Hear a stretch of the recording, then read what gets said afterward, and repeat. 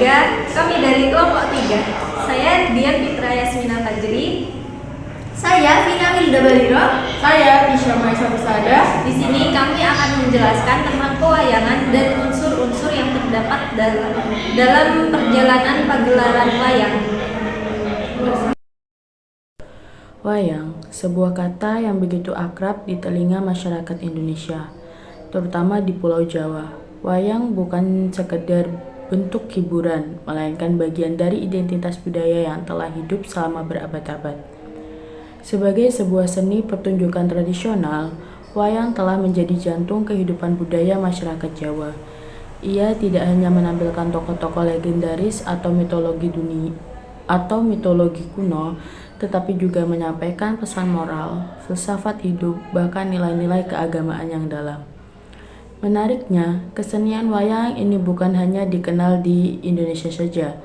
Sejarawan mencatat bahwa kesenian semacam wayang atau pertunjukan bayangan juga dapat ditemukan di berbagai kawasan maritim dan daratan Asia Tenggara, mulai dari Thailand, Kamboja, Malaysia, hingga Filipina.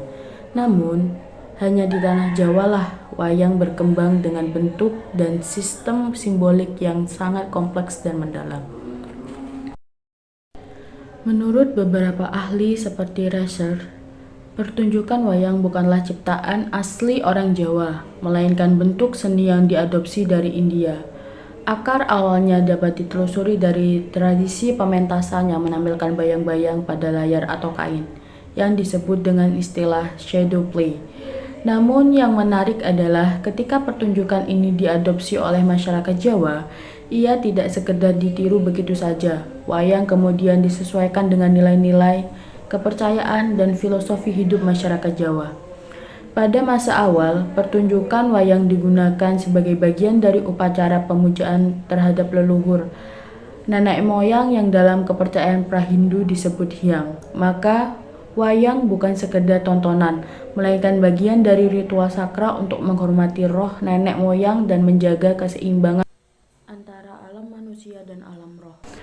Namun, sejarah mencatat bahwa pada abad ke-15, saat pengaruh Hindu Jawa mulai memudar dan Islam mulai berkembang di Nusantara, fungsi wayang juga mengalami perubahan.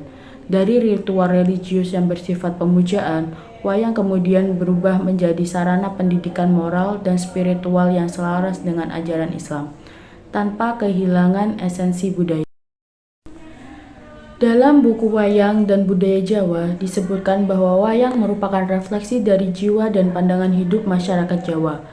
Masyarakat Jawa memiliki kecenderungan untuk menyimbolkan nilai-nilai kehidupan dalam bentuk lambang, perumpamaan, dan alegori. Wayang menjadi medium yang paling sempurna untuk menampung dan menyampaikan simbol-simbol itu. Setiap tokoh-tokoh wayang, setiap gerakan, bahkan setiap alunan gamelan mengandung makna filosofis yang mendalam.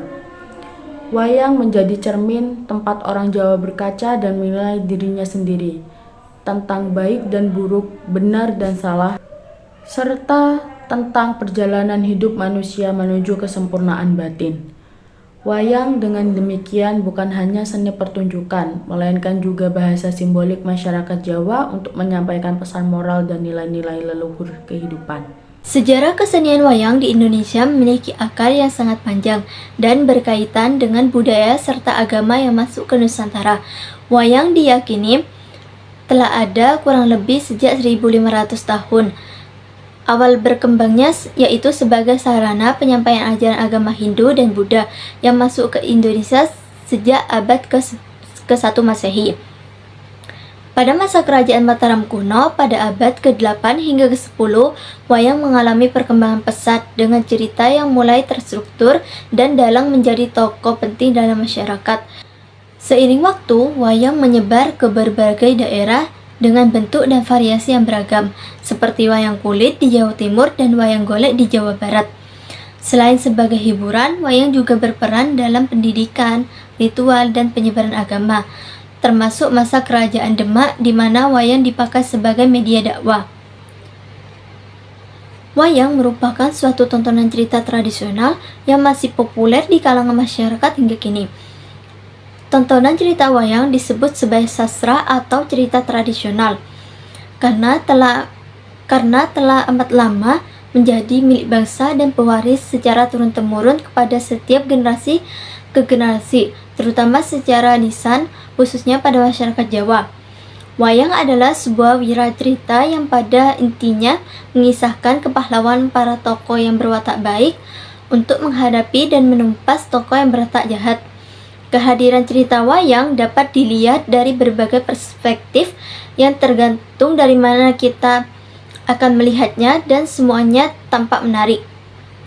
Budaya pewayangan merupakan salah satu wujud keunggulan lokal yang kini telah menginternasional, yang memiliki sejumlah keunikan yang dapat dilihat dari berbagai perspektif, misalnya perspektif bahasa, sastra, budaya, sejarah, pemikiran, dan pertunjukan. Cerita-cerita wayang yang sebagian besar berasal dari India, seperti Ramayana dan Mahabharata, yang kemudian diadaptasi dan dikembangkan oleh para pujangga Jawa menjadi karya sastra dengan filosofi Jawa. Misal, pada zaman pemerintahan Raja Dia Balitung pada tahun 898 sampai 910 Masehi dan Prabu Airlangga 976 sampai 1012, sudah ada karya-karya wayang yang ditulis dalam bahasa Jawa kuno yang berdasarkan cerita Ramayana dan Mahabharata. Wayang kulit mulai dipertunjukkan secara rutin sejak zaman kerajaan Kahuripan di masa Airlangga. Pertunjukan wayang biasanya melibatkan seorang dalang yang memainkan wayang di balik layar kelir yang diterangi cahaya sehingga menghasilkan bayangan sebagai visual utama bagi penonton. Wayang kulit menjadi media untuk penyampaian cerita, moral, ajaran agama, dan juga sebagai saran hiburan rakyat. Seiring waktu, kesenian wayang berkembang pula menjadi beberapa jenis lain, seperti wayang golek di Jawa Barat. Wayang juga berperan penting dalam upacara adat, ritual keagamaan, dan sebagai media dakwah. Oke teman-teman, membahas tentang pewayangan, sebenarnya apa sih arti dari wayang tersebut? Nah, wayang dalam bahasa Jawa berarti wayangan, sedangkan dalam bahasa Indonesia bisa berarti bayangan, bayang-bayang, ataupun samar-samar. Nah, sedangkan secara istilah diambil dari buku Effendi Zarkasi yang berjudul Islam dalam Pewayangan, menyebutkan bahwa wayang itu artinya boneka yang dipertunjukkan dan memberikan wejangan-wejangan atau pelajaran hidup yang diiringi dengan irama gamelan. Mengenai asal-usul wayang sendiri, ternyata wayang itu bukan murni berasal dari kebudayaan Jawa sendiri, melainkan ada yang mengatakan berasal dari Cina dan juga ada yang mengatakan dari India. Nah, mereka yang mengatakan berasal dari Cina itu menjelaskan bahwa wayang dan cara pagelarannya itu berasal dari kebudayaan yang ada di Cina yang sezaman dengan masa pemerintahannya Kaisar Wuti 140 tahun sebelum Masehi. Nah, kemudian budaya ini terus menyebar hingga sampai ke India dan kemudian disebarluaskan lagi sampai ke Jawa.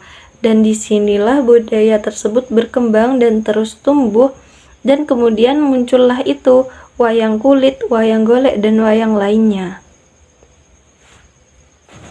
Tujuan pagelaran wayang di Cina dan India mungkin sebelumnya berbeda, tetapi ketika sudah sampai di Jawa ini, wayang tersebut, pagelaran wayang tersebut erat sekali hubungannya dengan unsur-unsur magis, seperti untuk upacara keagamaan, upacara meminta hujan, upacara untuk mendapatkan kemakmuran, dan upacara dengan maksud-maksud yang lain. Mengenai isi tentang pagelaran wayang ini diklasifikasikan menjadi dua. Yang pertama, religi.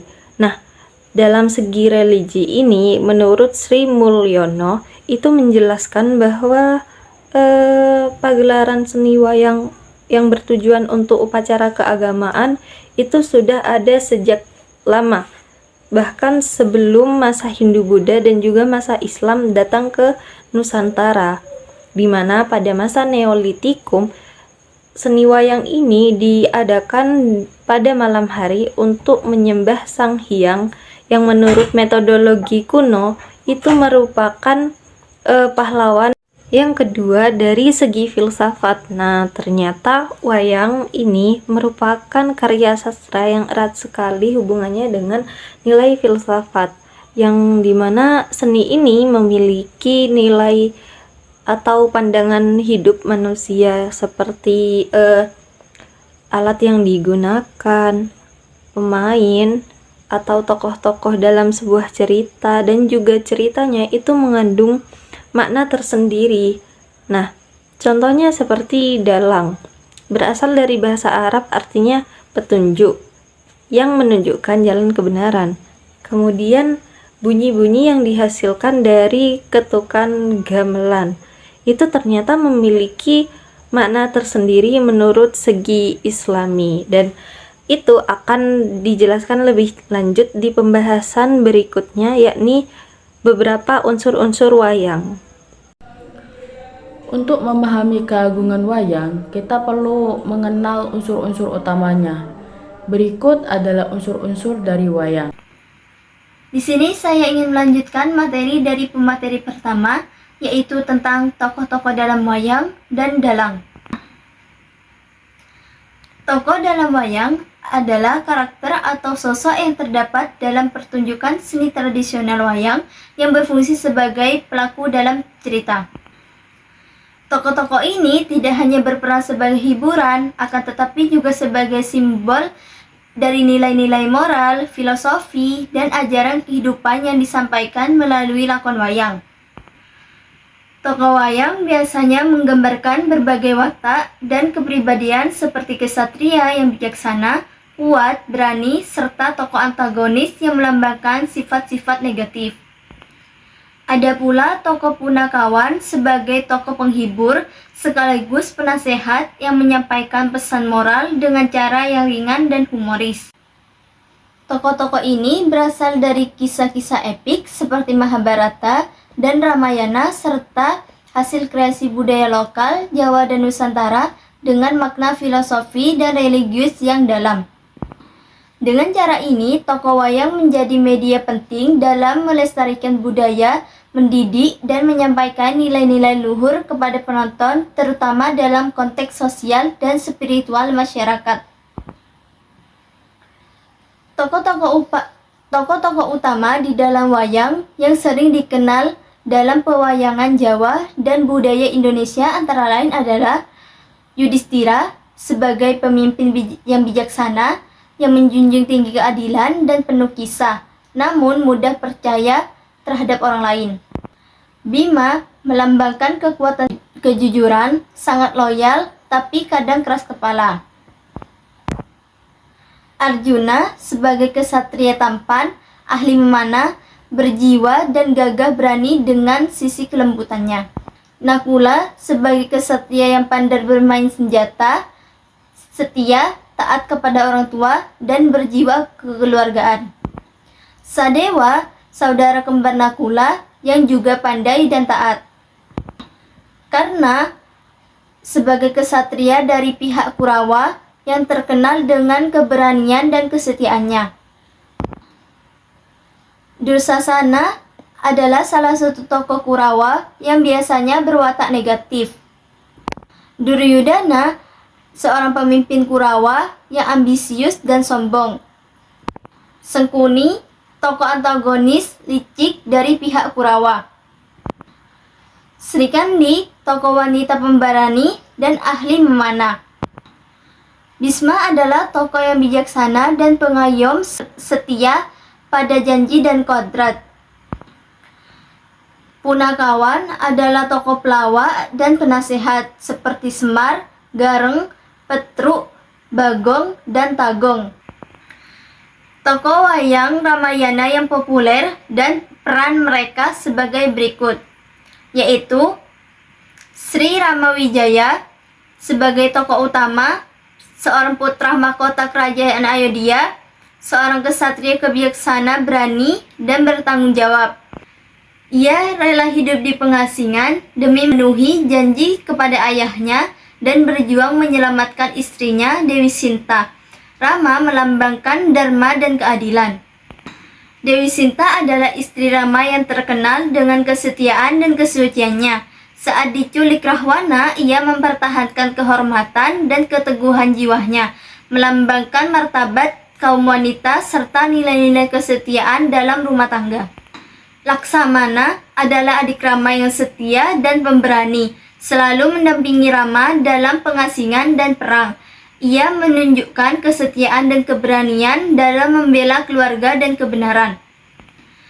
Rahwana adalah raja raksasa dengan watak arogan dan mudah marah dan tidak hormat pada keluarganya sendiri. Rahwana menculik Sinta. Hanuman adalah tokoh kera putih sakti yang setia membantu Rama dalam usaha menyelamatkan Sinta.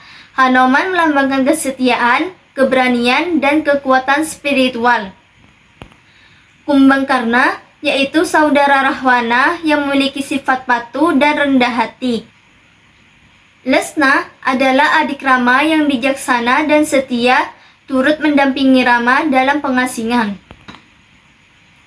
Selanjutnya yaitu Dalang dalam seni wayang adalah seorang yang berperan sebagai pemain utama sekaligus pemimpin dalam pertunjukan wayang.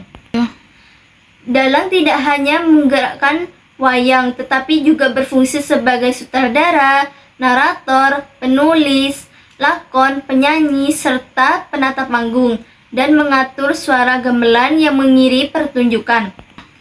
Dalang memiliki keahlian ganda untuk mengatur jalannya cerita, serta memberi pertunjukan yang menghibur dan penuh makna.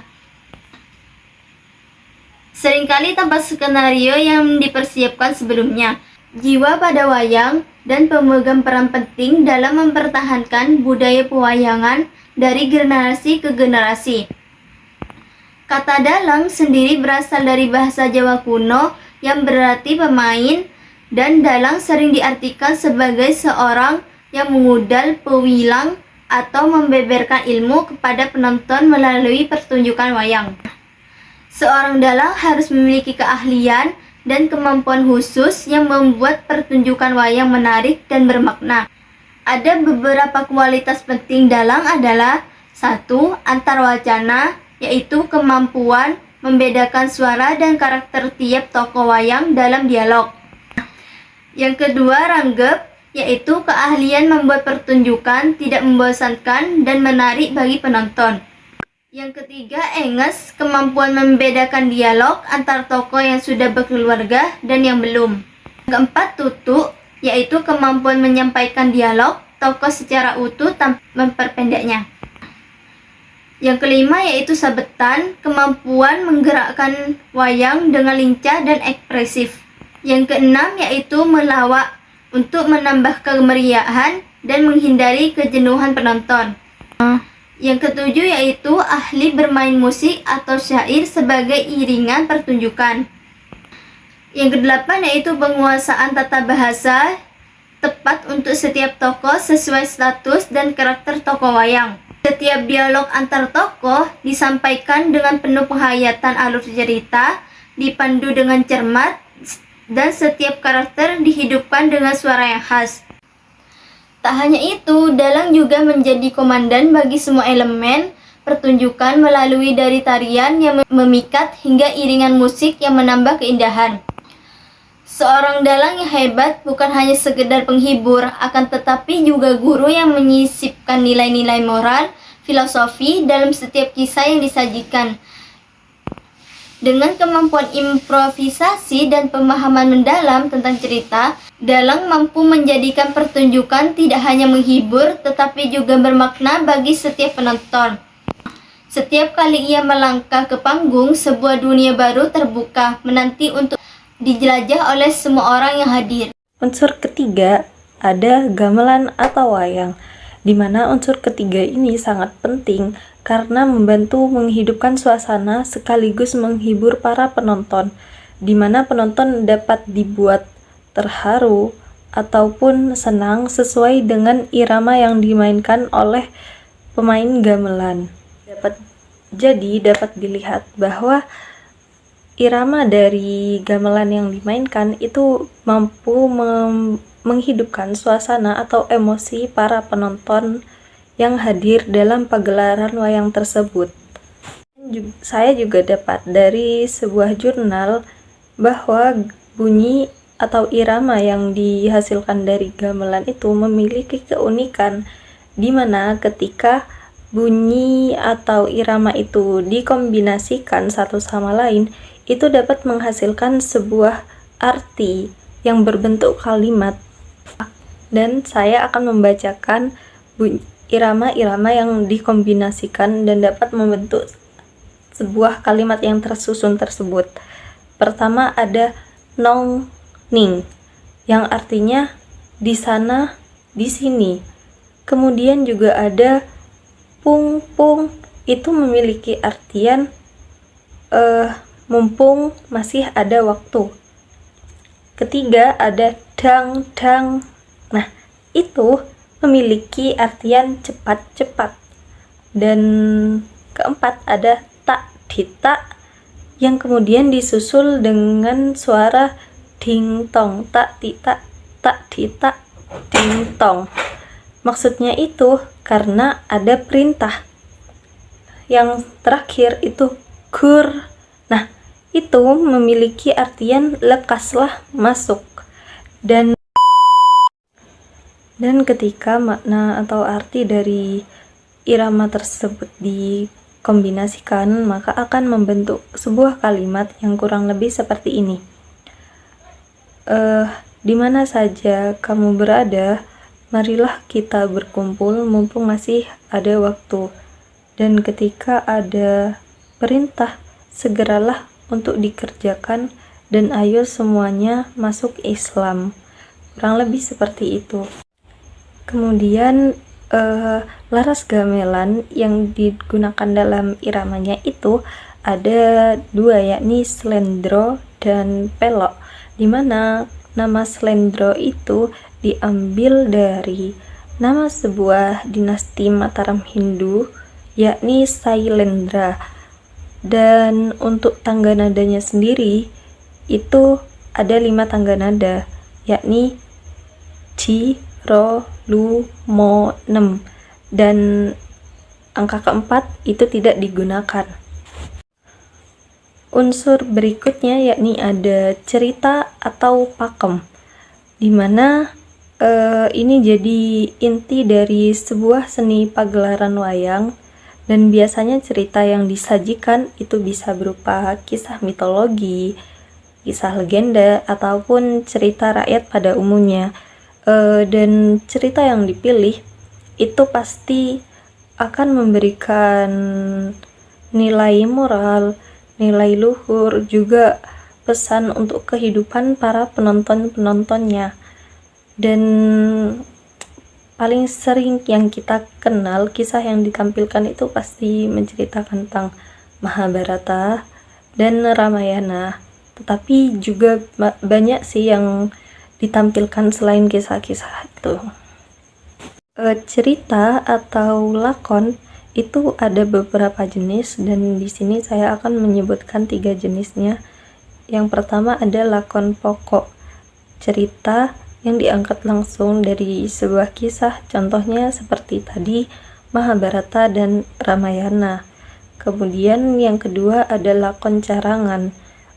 Cerita ini dikembangkan sendiri oleh dalangnya, tetapi masih ada keterikatan dengan tokoh-tokoh utama dari sebuah kisah, seperti itu. Yang ketiga ini ada lakon gubahan atau anggitan, di mana lakon ini murni dibuat oleh dalang sendiri tanpa terikat dengan sebuah cerita. Bagian cerita tadi sudah, lanjut ke bagian pakem. Pakem itu sederhananya adalah sebuah aturan atau pedoman yang membantu untuk proses jalannya sebuah pagelaran wayang tersebut. Pakem ini tidak hanya mengatur sebuah ceritanya, tetapi juga mengatur alur dari sebuah pertunjukan atau urutan adegan yang akan dimainkan dari pagelaran wayang tersebut. Juga mengatur sebuah tampilan wajah dan karakter dari tokoh pemain wayang. Jadi perbedaannya, lakon ini isi dari sebuah cerita, sementara pakem itu aturan yang mengatur penyampaian cerita dan jalannya acara pagelaran wayang tersebut. Unsur yang terakhir dan tak kalah penting dalam dunia perwayangan adalah layar. Layar sendiri dalam dunia perwayangan memiliki sebutan lain, yaitu kelir. Kata kelir dalam bahasa Indonesia dalam kehidupan sehari-hari digunakan untuk merujuk warna suatu benda. Misalkan saya memakai baju dengan kelir merah, artinya baju yang dikenakan itu berwarna merah. Terus tapi dalam tradisi pedalangan, yaitu kelir memiliki makna yang lebih spesifik, yaitu sebuah layar putih berbentuk persegi panjang yang dipakai sebagai permukaan utama untuk memainkan bayangan wayang. Ukuran kelir biasanya sangat bervariasi, seperti panjang mulai dari 2 meter hingga 12 meter dan lebar antara 1,5 hingga 2,5 meter. Salah satu contohnya yaitu di Keraton Kesunanan Surakarta. Ukuran standar kelir untuk pertunjukan umum sekitar 3,75 meter, sementara untuk pertunjukan khusus yang hanya untuk keluarga raja biasanya bisa sampai 4 meter. Kelir sendiri juga dibagi ke dalam beberapa bagian dengan fungsi yang berbeda. Menurut pakar pedalangan KPA Kusuma Dilaga, bagian tengah adalah tempat lampu blencong yang menerangi pertunjukan. Bagian kanan dan kiri punya jarak tertentu dari dalam. Bagian kiri dijauhkan sedikit karena biasanya digunakan untuk tokoh-tokoh raja yang jumlahnya lebih banyak. Lebar kelir juga dibagi menjadi 3, yaitu langitan bagian atas, jagatan bagian tengah, dan palemahan bagian bawah. Bahan kelir biasanya berupa kain katun, orang Jawa menyebutnya mekau. Kain katun dipilih karena tidak terlalu licin sehingga boneka wayang yang ditempelkan di atas tidak mudah bergeser. Di sisi pinggir kelir dijahit kain berwarna hitam dengan lekukan khusus. Sisi atas disebut pelangitan, sisi bawah disebut palemahan. Untuk memasang kelir digunakan tiang kecil yang disebut seligi, dihubungkan dengan tali atas dan dilekatkan di bagian bawah. Begitulah struktur panggung wayang tradisional dirangkaikan. Kelir sendiri juga dibagi ke dalam beberapa bagian dengan fungsi yang berbeda. Menurut pakar pedalangan KPA Kusuma Dilaga, bagian tengah adalah tempat lampu blencong yang menerangi pertunjukan. Bagian kanan dan kiri punya jarak tertentu dari dalam. Bagian kiri dijauhkan sedikit karena biasanya digunakan untuk tokoh-tokoh raja yang jumlahnya lebih banyak.